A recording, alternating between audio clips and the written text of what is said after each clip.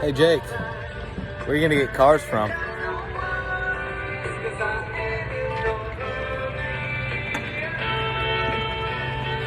I don't know.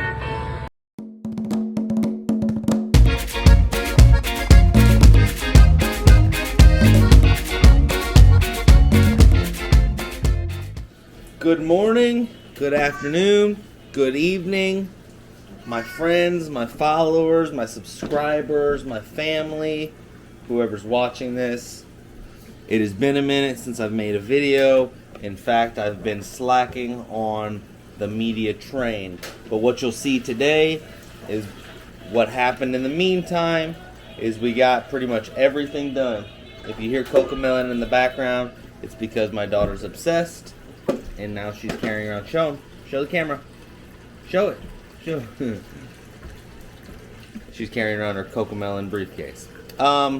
Just a recap on everything that's taken place thus far since the last video. We received our dealer license. We received our Missouri state license. I got everything handled. I'm waiting on my dealer plates to show up in the mail. I attended an auction. Got the grip of the auction. I went to the Mannheim St. Louis one. I'm going back this Tuesday. I'm going to vlog that. This video, we'll probably drop this video by then. So if you're watching this Tuesday, I'm going to the auction, and that's going to potentially, I'm not going to get any rash decisions, but potentially going to be the first time I buy from an auction. What else has happened? We've got renovation 92% wrapped because I'm still waiting on windows. Don't ever order windows from Lowe's. Whenever I'm a big star one day, not that I care to be a big star, whenever I have a little bit more weight behind my name than I currently do, that's something that absolutely needs to have a conversation with somebody high in Lowe's, because it has been an absolute nightmare with these windows. Anyways, still waiting on windows. At the same time we're doing windows, we're probably going to do the door, because the door at the bottom is kind of coming apart, and my dad's an installer for Lowe's windows and doors, so we have doors that he will sell me for the business at a discounted rate. So we're probably going to end up doing that as well at the same time as the windows and doors. Outside of that, and a little bit of electric work, and the only thing we're doing with electric work is we're putting outlets underneath the desk. Outside of that, we are open for business. I spent yesterday, and you'll see today, if you continue watching this vlog, you'll see here in a little bit, we spent yesterday setting our office up and just kind of getting the flow of things, figuring out where we wanted the monitor, does it work there, played the whole customer, I'd like to buy a car game for the space that we have, start kind of mapping that out. And then starting Monday, today's Saturday, starting Monday, which is probably when this vlog will drop, I'm going to be down there, 9 to 5 every day, start getting the routine of it, start doing my whole marketplace search thing, start building my auction list, because I'm going to auction Tuesday, as I just said. So those are all the things in the works. Like I said, I've been absent from actually making a video for probably 3 weeks now, and I dropped 1 or 2 since then, just some previous content that I had.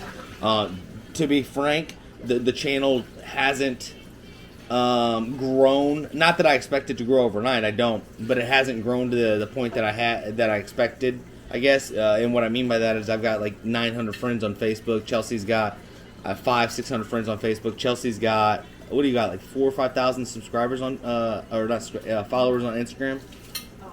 Like 4,000 or 5,000 followers on Instagram, and our channel's only got 150 subscribers or something like that. So a little disheartening, discouraging, but I'm going to keep putting them out regardless, because here's the reason, if anybody's curious or thinking about doing it yourself. Because my future self, actually Andy Frisella just made a comment about this. Whenever he's doing something, he unconsciously thinks about what his future self would think about the decisions he's making now. So part of the reason that I'm going to continue doing the content is because my future self is going to be able to look back on the first step in this journey, and then thereafter, and my kids, my great-grandkids, my great-great-grandkids, one day we'll be able to see that as well. So that's why I'm going to keep doing the content, and if the channel grows, I think there's some cool stuff built into this whole process, and maybe it'll take off at some point, so that's good. a little bit longer, and then we'll get into what I got to do this morning. You'll see the video this morning, but a friend of mine asked me to kind of summarize what I learned at the auction. I'm going to save a lot of that for the actual auction video, but a couple things that I'll touch on real quick. First, it is absolute utter chaos. There are 8 to 10 lanes, and at 9:30 they all start at the same time. They all have their individual cars that are cycled, lined up to go through, and they have their ordering the number system, but it is absolute chaos. Now, for somebody like me, that works for me because I'm really good in those moments. Call it the military, call it just the way my brain works, I don't know, but I'm very good in chaotic situations, just kind of being able to see through. So it was a little bit overwhelming, we'll use that word at first, and then it was like, okay, boom, I got this. I'll save some of the meat and potatoes of like how as a dealer or somebody potentially buying cars at a wholesale auction, value and all of that. I'll save that for when I go to the auction Tuesday. I didn't record because I didn't know if you were allowed to. Like, this is like an official state auction.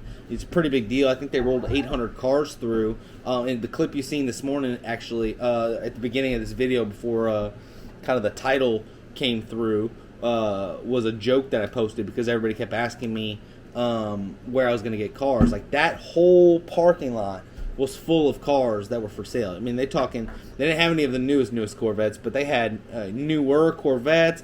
They had probably 7 or 8 Hellcats there. They had a Porsche. They had a few Porsches there. Like, this is like a legit auction. So I didn't know how they were going to feel about me walking around with a camera. I don't know what the state, and this sounds very pretentious, and I don't mean it that way, but I don't know what the state wants the public to know about auctions. I mean, Flying Wheels gets away with it. Shout out to him. He's one of the reasons I started this whole journey. But I don't know as far as what they want you to do. So I was kind of apprehensive about it, and I was trying to take it really as a learning experience for myself, which is why I didn't record. But this Tuesday I'll at least get some parking lot footage, and I'll talk about the number system and all of that for anybody who's interested. Not that I'm a pro, I'm still learning myself. But absolute utter chaos. So each car has, just to summarize, each car has a number on it that signifies the lane that it goes through and the position that it's going to go through. So if it's 363, it's coming through in lane 3, 63rd position. So what you do is you build your list based off of what cars you like. There's a couple approaches to it. You can wing it, which I think I'm going to do a decent amount of, because that's, without coming off arrogant, that's something I'm good at, is just being able to make on the fly decisions that normally pan out fairly well, especially when it comes to like the hustle, because it's something I've done for so long, unregistered, unlicensed, but I've always been pretty good at that, which is what led me to this path. So you build your list, and I'll show you in the next vlog, so stay tuned to that. But you build your list of what cars you want, and then you just watch them roll through. And based on auction price, we have an app we can use, and I'll show all that in the next video, that tells us basically an average of what those cars are selling for at auction. So based on that, it's called an MMR value.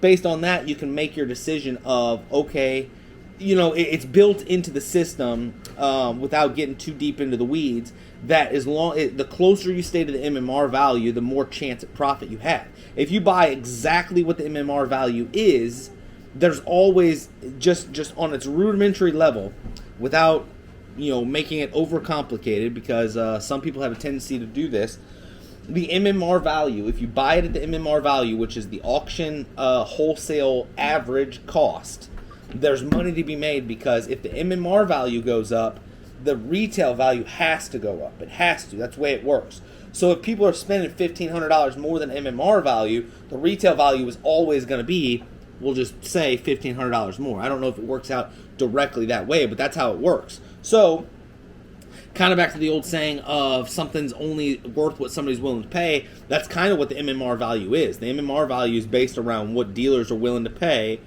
and then sell that car retail, and then KBB and NADA and all of that reflects kind of that profit margin that then's put on the car. So, short story long, you want to buy as close to the MMR value as possible, but every person's got their own kind of percentage that they're willing to go up. I mean, we've seen people walk away like they were in like a bidding war, and as soon as it hit, we'll say for rough math, $5,500, they were all in at 54. As soon as it hit 5,500, they were like, nope, $100 too much.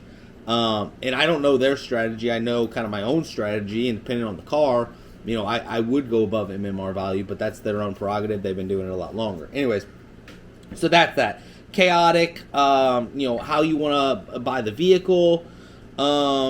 There's a couple tricks that, and I'm sure as I do this continuously, I'll learn more tricks, but Flying Wheels, again, shout out to his channel, has been very good at giving information, especially to somebody like me who's trying to become a successful dealer, has been very good about giving information to anybody interested about some things to look at for a car. Like if you're buying a car with 190,000 miles on it, typically that scares people, and you know there's a niche there that I could potentially fall into to make, you know, good profit on, because somebody's got to buy those cars, and typically those cars can go less than MMR value. And there's a way to kind of look at that to see the wear and tear that's been done on that car. A good one is if the brake pedal's worn out, well, it means it was probably a city car or a stop-and-go car, which is notoriously harder on the car than a highway car where they're just on the accelerator, they have the cruise control set. If the cruise control button is worn out, you know, because like on GM cars specifically, their buttons fade out very quickly for some reason, then you know that it's been on cruise control a lot, which means it's probably a highway car. So like those are some things to look at, and just some tricks of the trade. I was surprised at some of the things that were going through auction. There was a 6x6 side-by-side that I was fully willing to bid on, but it went way higher than I thought it was going to go. What else surprised me? They had a Hummer there that was lifted like 20 inches on 40s or something stupid. Went high at full, not Alcantara, but full like suede interior, TVs in the headrest. Like it was all decked out. Went higher than I thought it should because it was kind of haggard. I don't know, they had everything. It was cool. It was a cool experience. And in the next video, you guys will get to see some of that. I'm trying to think of any other like big lessons off the top that I learned from the auction. I don't think in particular, but one thing I will say, and I think this goes to any endeavor, I was not shy at all about asking people for advice. I went up to dealers in the parking lot, asked them, hey man, you know, you always start with a compliment. Hey man, you look like somebody who knows what's going on, or you look like somebody who's been successful in this business. Can I ask you a question real quick? I went up to they're not volunteers. They get paid $10 an hour to drive the cars through the lanes, but they're all retired. I went up to them and asked them questions. They kind of didn't know anything because, like I said, they're a little bit more qualified than a volunteer. But they get to sit in air-conditioned cars, and sometimes they get to drive a Porsche. Nothing better to do because they're all retired legitimately. Anyways, I went up to them and asked them questions. I can only imagine, because he seemed pretty well respected, and he was a very genuine guy. In fact, at some point, as I start my podcast, he's somebody I'd like to have a conversation with. I think he runs the Mannheim St. Louis Auction Center, and if he doesn't, he's like somewhere in the like whatever their position title is, general manager stage. Anyways, I went up to him and I asked him some questions, and he was super accommodating to me. Like the auction's blaring and blasting, and this dude was, took the time to really break down. In fact, the specific question I asked him was, if you bid on a car, because this was kind of confusing me, if you bid on a car and you don't reach the buyer's or the seller's asking price, because some sellers put asking price on their car, but you don't know it, the auctioneer knows it, what happens? And he walked me through the whole process. In short, and I'll get into this later, there's two things that can happen. One, it just gets recycled through. The seller has the option to take it back or run it back through the auction another day. Or you get put on what's called an if bid. And what I was confused about is I hadn't heard if yet. I knew about the concept of if because of Flying Wheels, but I hadn't heard any of the auctioneers say it yet. After that, I started paying attention, and if you get put on an if bid, and I'll explain in a second, the auctioneer will do his thing, 45, 45, 45, and then it'll say 4,500 on an if. And what that means is they're going to reach out to the seller and say, hey, you wanted 5 grand, 5,500, highest bidder's 4,500, and then offline, because now I'm the higher bidder, there's kind of an auction that takes place on itself, kind of the marketplace thing of, well, will he come up to 5 grand? No, I'm going to stay at 4,500. Well, what about 4,700? Well, I'll go to 4,600. Will you take it? And the seller has the choice. At that point, you own the car. So that's what an if bid is. Anyways, I went up to him and I asked him that question, and super accommodating. I wish I would have remembered his name. I'll see him around, I'm sure, because that's the auction I plan to shop the most, although I am excited to get 2 other auctions. And the last thing that I learned, and this is kind of pretentious, and I don't mean it in an insulting way, but it was just comical to me, that the personas people take on at things like that. Everybody's an expert. Everybody is everybody knows what they're doing better than the next guy. Everybody's got their own little strategy, and that's cool. That's fine. I think for people, I'm going to exploit that to my not that I'm going to try to burn anybody. I'm not. I'm playing the straight up game, but I think there's a way to exploit that honestly, like in an honest fashion, for my benefit. I as much of an arrogant person as I am, because if you know me personally and you're watching this, I have an arrogance about me, and I've really tried to curb that in as I mature and grow in my adult years. I try to take on kind of the I don't know anything approach to things, and that's how I took this auction on, and it was a great experience because of that.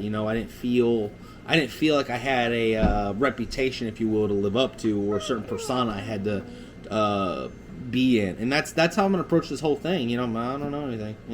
I'm dumb or whatever. Not because I need anybody to think that about me, but I feel like I will prevent myself from getting into an arrogant position if I just continuously take that mental approach.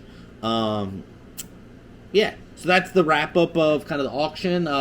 Like I said, I had a friend ask me if I would do that, and it got lengthy in there. Hopefully you watched it, and I chopped out the dead space. But what you're going to see now is what we got going on the rest of the day, and I'll do a walkthrough of the shop.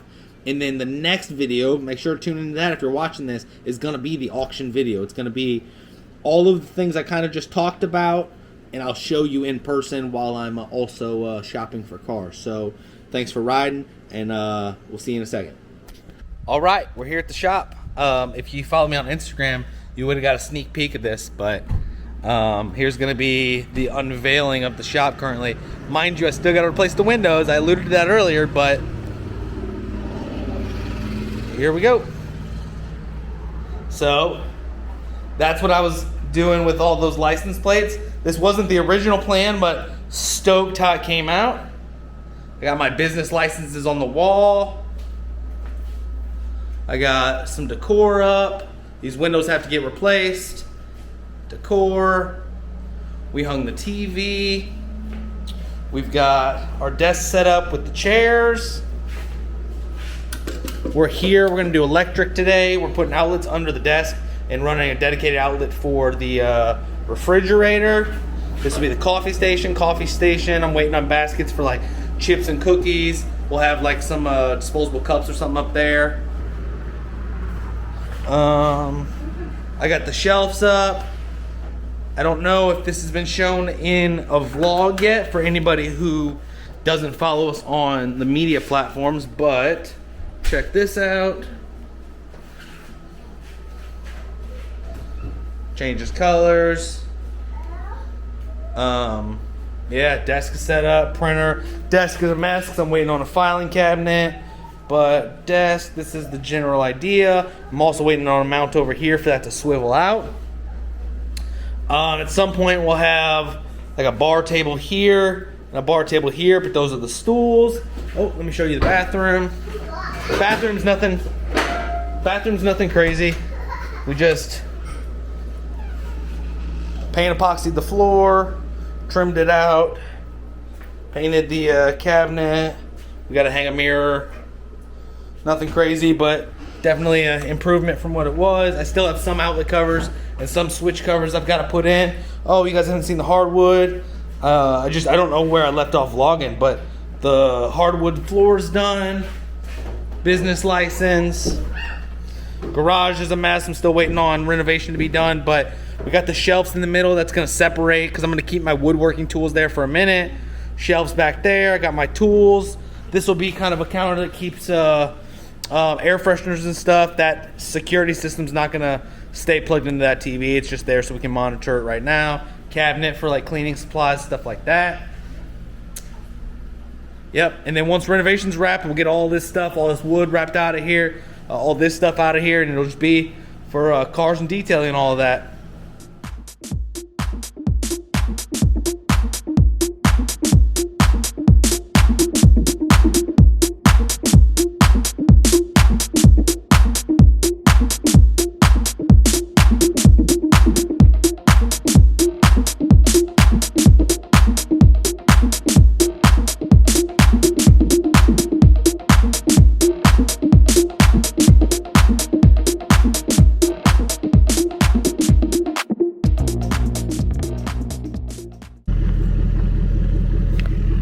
Almost like I know what I'm doing. Don't yell at me. I'm just moving it back there, so I'm not gonna hook the safe chains up. Got an old crashed Blazer on here. I did put a winch on my trailer. This is Badlands 12,000 Apex from Harbor Freight. Super impressed with that winch, honestly. I'll do a review on it at some point.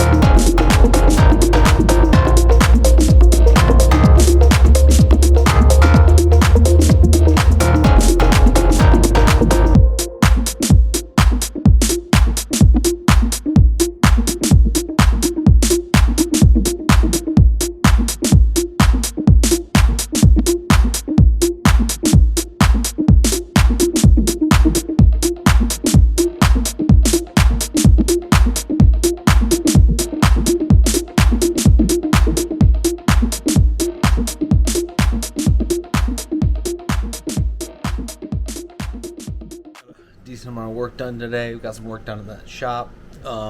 Appreciate you guys watching this one. I know the beginning it was kind of boring, but hopefully you got to see an update on the new shop. The next vlog, this one will drop Monday. The vlog that comes after is going to be a full auction breakdown. So if you're interested in that, make sure you subscribe. Make sure you've got your, turn notifications on if you want. All of that. Like, comment, share this video, but the next one is going to be the auction breakdown, and then from this point on it's going to be actually running the business, what I'm doing to make the business successful. I know my mustache hairs are out of control. I've been letting this whole thing go wild, but I'm going to clean it up because I got to, as I've been jokingly saying, I start my new job Monday. That's when we're going to start treating it like a 9 to 5. So, been a lot of work up to this point. I appreciate all the support. Make sure you tune into the next one and videos to come, and then as this thing grows, we got 1,000 other more ideas and ventures that we're going to start partaking in. If you've got a dream, all you got to do is jump. Love you guys. Thank you so much, and we'll see you in the next one.